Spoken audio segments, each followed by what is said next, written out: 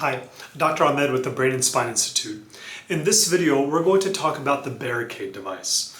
The Barricaid device is the only FDA-approved bone anchor device that prevents recurrent disc herniations.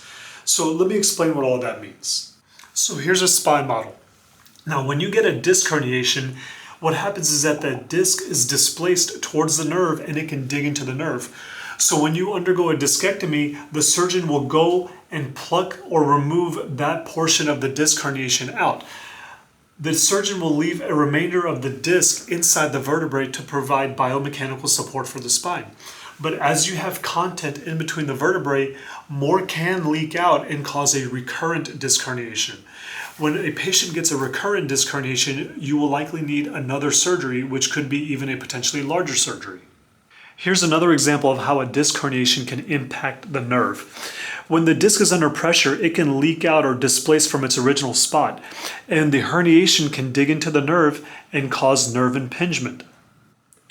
When the surgeon removes the herniated part and the remainder of the disc is left inside, more disc can leak out over time and cause the same problem, thus requiring a second surgery.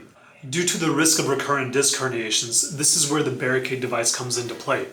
So the Barricaid device is inserted and chiseled into the vertebrae to maintain its position, and this part of the Barricaid device prevents any further disc material from herniating and causing other problems.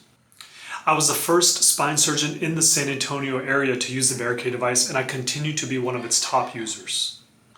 The Barricaid device has become a big part of my practice, especially for patients that are young, relatively active, and they have a large disc herniation.